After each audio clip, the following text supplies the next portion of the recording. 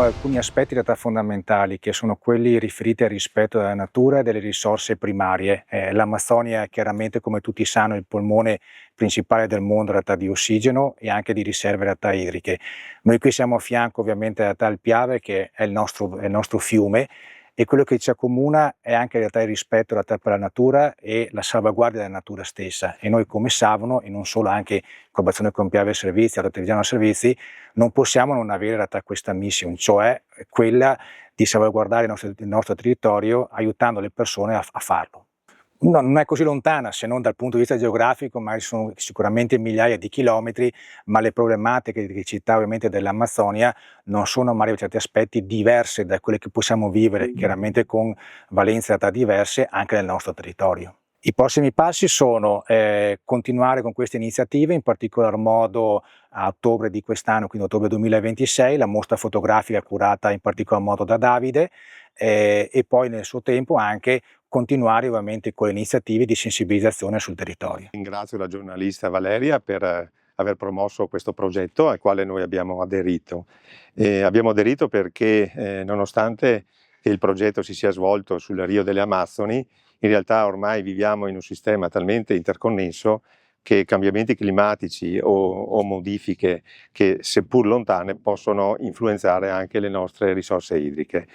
La nostra risorsa idrica, e mi riferisco alla mia zona, quella di Alto Trevigiano Servizi, è una risorsa idrica buona perché noi preleviamo dalle sorgenti della Pedemontana e dai campi pozzi anche del Piave, il nostro fiume qua sacro alla patria. Stiamo svolgendo insieme anche a Savno e a Piave Servizi una sensibilizzazione nei confronti dei nostri ragazzi con le scuole per un utilizzo responsabile della nostra acqua.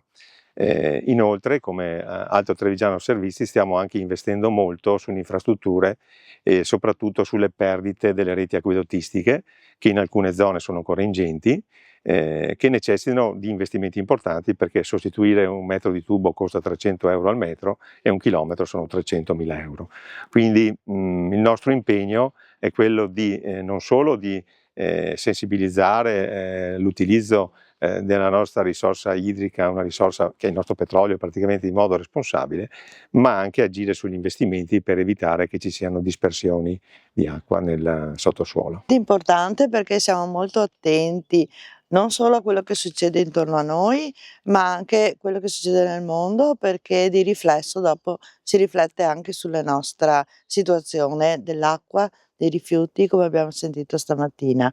Noi come Piave Servizi, oltre a cercare di fare tanti progetti perché appunto per l'uso consapevole dell'acqua,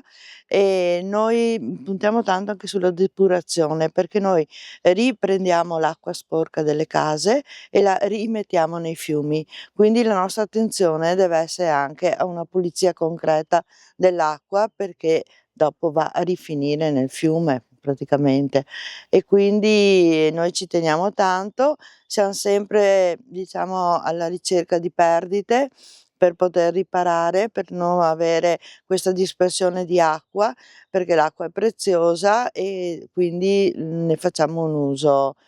dove serve e non la buttiamo. Le risorse per noi dell'acqua le abbiamo tante fonti, non è un problema per fortuna delle nostre parti, anche se in passato abbiamo avuto delle restrizioni e quindi abbiamo dovuto dosare un po' l'acqua. Per il momento va bene, però siamo sempre alla ricerca di fondi per poter ripristinare tutte le perdite degli acquedotti.